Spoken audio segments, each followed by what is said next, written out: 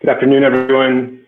I'm Nick John. I've been asked to make up a little bit of time, so I'm going to cut all of the dry parts of compliance and hopefully focus on just the really exciting parts about compliance. So buckle up. This is the agenda. I think that everyone has exposure to that. I think you can see it from the top of your screen, so I won't spend time on that.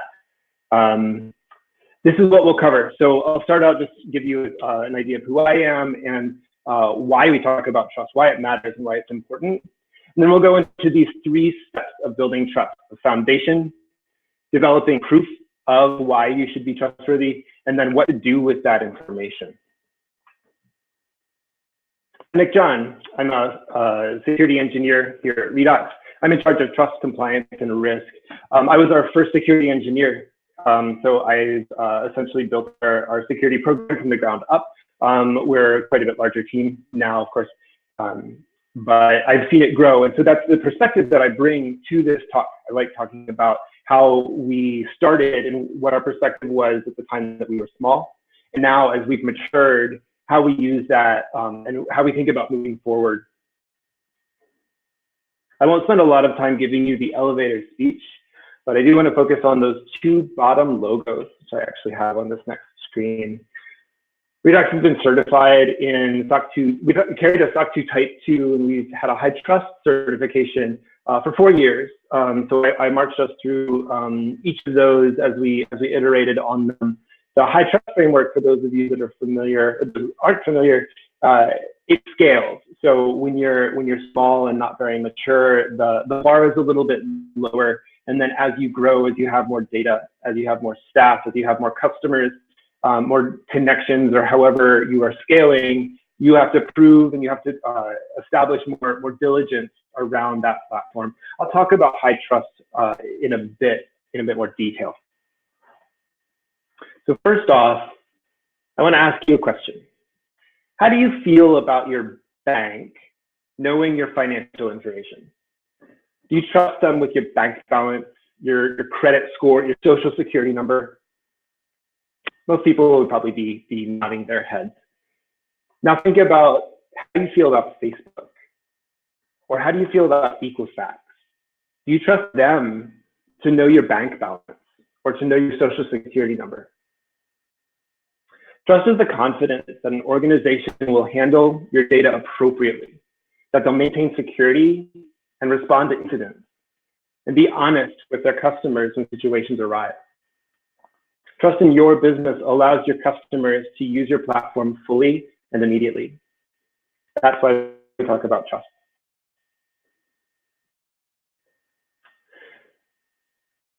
I've sketched out a few approaches that companies can take to establish and build and evangelize trust in their company. These are things that a company of any size can and should do. So security needs to be the foundation of any software product. The sooner these principles are established, the easier it will be. It's difficult to change culture, and a culture driven by product delivery is difficult to shift and slow down to consider safety and performance. So this needs to come from the top, your executives, your CEO, your CTO, your CIO. All of them need to promote safety and stability as paramount principles. So what you're seeing here is a hierarchy.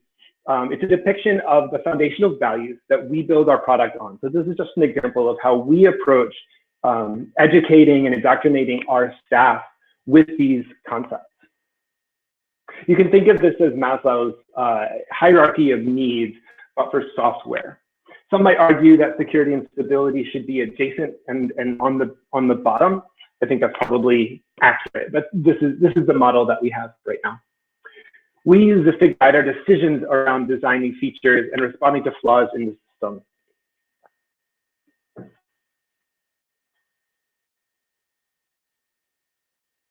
wanted to talk briefly about honesty. As you begin to work with customers, no doubt your customers will be asking you questions about your security platform. Hopefully this is obvious, but you should always be honest when responding to those questions. The temptation is to put on your sales hat and to pitch it in the most flattering way possible. And to some degree, that's valid. However, you should never misrepresent what you do or represent even what you're doing in the future without knowledge that that will be in place by the time your customer is using those features. To this end, you should be comfortable saying no when customers are asking you if you have certain security features that you don't. In a lot of cases, that's not actually a requirement from the customer. So the question comes in, do you have this certain type of tool in play, a certain type of tool? If you don't, you can absolutely say no. Now, what you can and should do in response is actually explain, here's how we handle what that would mitigate, right? So you can talk about any risk analysis that you've done, even if it's just conversations with your internal technical staff. Hey, this customer wants to know why we don't have this utility. Well, we don't have that because it doesn't apply to a cloud-based environment. That's an answer that we give frequently.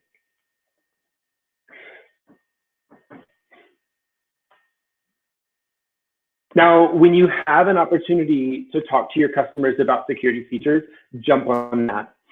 From my perspective, I respond to a lot of questionnaires. I feed a lot of information to my salespeople and to customers directly. I rarely get a lot of feedback. So it's exciting. It's a huge opportunity for me to learn from my customers if they're having questions about a security platform. It also gives me an opportunity to listen to my customers and understand their needs in a more deep, meaningful, and empathetic manner.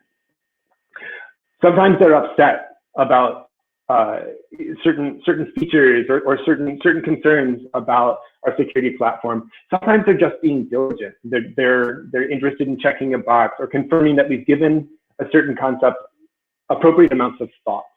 So it's a great opportunity to learn from your customers.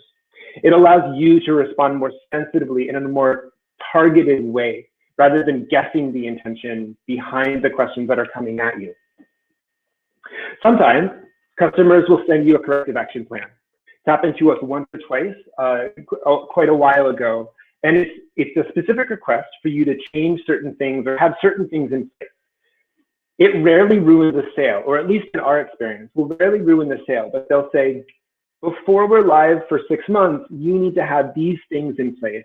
In our experience, when we have been offered those, they've been in line with our vision, our product vision anyway. We wanted to install those, and we were just given a specific timeline and some accountability to our customers.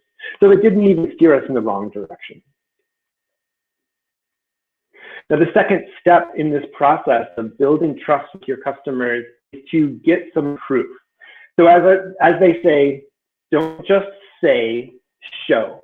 So you want to demonstrate this trust. You can't just demand customers trust you. You have to have evidence. And the best way to do that is to have external groups validating your security posture. So these are a few ways to do it. You can hire third-party penetration testers. You can pay any range of costs for this. So when you're small, you can get one ethical hacker to do some penetration testing and tell you their findings. When you're larger, you can hire more established firms. You can have them do weeks-long testing and give you much more information about the stability and security of your environment. Stack code analyzers can be very valuable. In my experience, their value diminishes over time because they find the majority of issues. But they can do ongoing analysis and provide you that information. Automated security testing, like vulnerability scanning, we use a Nessus scanner to do much of that. That can tell you vulnerabilities as they emerge. So 0 days, you can often find out in that way or soon thereafter. And we use a bug bounty program also. This is for security researchers out in the wild that want to find bugs in your platform. As you get larger, those security researchers will be doing that research anyway, but they may be telling unethical hackers the flaws that are found, and then those get exploited. So you're better off offering money to those researchers and learning about those bugs rather than them getting exploited.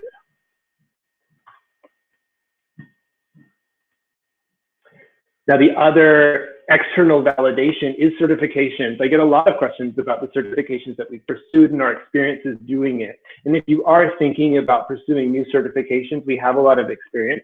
And I'm happy to talk to you about what we've done and what we've learned from those experiences. So first off is, what is the value of getting certified? The key value that we see from our certifications is that it expedites sales discussions. Prior to having our SOC 2 or our high trust certification, we spent a lot of time in sales establishing trust and discussing what controls we have in place and why our customers shouldn't be worried about the data that Redox manages. Since we got those in place and they've matured over time, we have much fewer. Something like less than 10% of our customers need any security discussions at all. And that's a result of our certification platforms. So these bolster credibility and they demonstrate rigor. So high trust has a hierarchical scheme. So as you grow, you're required to do more rigorous controls. You're required to have a lot more focused attention on a lot of those things. So certifications and best practice in general will compel you to do things that you wouldn't do otherwise. It can be good and bad. It can show that you have things in place. It can show that you're prepared for maybe scaling that you haven't anticipated yet or scaling in the future. It can also force you to put things in place that you're not ready for, or you wouldn't have placed money in that direction. So there is a drawback to some of those requirements, and that's something that you'll need to consider. There's a cost, both financial and also personnel, and sometimes with like third-party applications that you have to invest before getting some of those certifications. And I'd just like to mention that some groups out there in the healthcare space are requiring a high trust certification to work with them. It's not a direction that I necessarily support, but it does exist, it does happen, and something to be aware of. Now the question is, what certifications provide value? Which ones should you pursue? It's something that I've spent a lot of time exploring, what's available in the market, what do our customers want to see? So there's a number of ways to look at that. First is to look at all the relevant certifications in your domain and figure out which ones would add value. So for example, if you're selling in the European market, you should look at GDPR compliance. If you sell in California, you should look at CCPA. Those are federal regulations or state regulations that you would have to comply with in those locales. You should keep track of what your customers are most interested in seeing. So if your customer requires high trust, you should totally pursue that. You should also check what competitors are doing. And if you have other role models, for lack of a better term. So for instance, Redox is an API platform, and so there are other API organizations that are larger scale. We often look to them to see what they've done, stand on the shoulders of giants. High Trust is a common platform that you can use to demonstrate that you're certified. Is my video on? I'm air quoting certified for HIPAA compliance. So there is no true certification for HIPAA compliance, but you can get High Trust to do that. You can also get a HIPAA attestation to certify that you're following the HIPAA regulations. And lastly, we pursue SOC 2 because it's a computing industry compliance program, and it has that broad recognition. So even groups outside of the healthcare industry understand what SOC 2 is in many cases. And that final question is when? When should you pursue these certifications? I work with a number of groups that are early stage, and they know that customers are interested in seeing this, but are nervous about the work that goes into it. Those are valid concerns. It can be a hefty amount of work. Your first certification will likely take 6 to 9 months. We initiated our first certification. We pursued High Trust first off, and we were around 15 Redoxers. There were 15 people on the payroll, and we've been around a year and a half when we did that. I would say that's on the early end of what I've seen other organizations do. but we got a lot of value from it. What I will recommend is you should do it as early as you can spare the resources to do it well. Dedicate a single owner to oversee and orchestrate the work. One person can't do all the work, but they can be in charge of understanding everything that needs to get done and overseeing the completion of all the tasks. If you hadn't guessed it, that was me when we did our first one, and continues to be in a lot of ways. And I want to emphasize dedicating resources to doing it well. What we have found is that because we maintain these certifications over time, they build on each other, and year after year, they come back and ask those same questions, or sometimes they ask deeper questions. So if you half-ask the first time, then you just need to redo it later. Now, if you're a scaling organization, you may need to work anyway, but it's most valuable to have a strong foundation. So for example, we put a lot of effort into our policies and procedures. We started with a template, but heavily modified them to reflect our culture and our actual processes. That's been critical to our ability to scale those processes.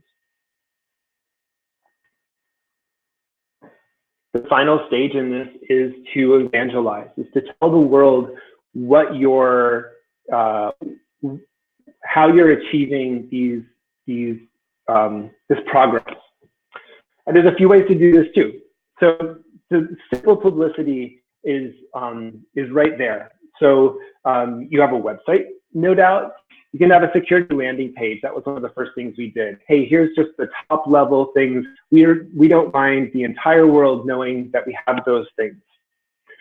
If you want deeper information, the self-service documentation is really valuable. Redox has a lot of very technically savvy customers. So we want to make sure that those people that are interested in reading the more detailed specs have that opportunity. So we try to post and share as much of that information as we can. Some of it is publicly available. Some of it is behind a login, just so that we know who's accessing it. You can use blogs to talk about what you're learning, how you're growing, and interesting perspectives as you're developing that expertise. And we've always used press releases to make major announcements, like when we got our SOC 2, for example.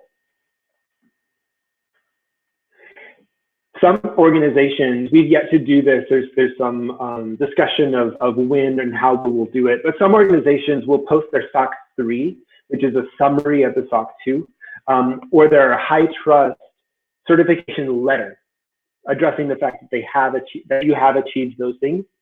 Many groups will post that to their website as well. The other thing that I do is make sure that my salespeople are empowered to speak to at least some level of security conversation in their sales discussions. So giving them sales talking points. If the discussions get deeper, or if someone just wants a quick handout or some kind of deliverable follow-up with their technical team, a handout is super handy.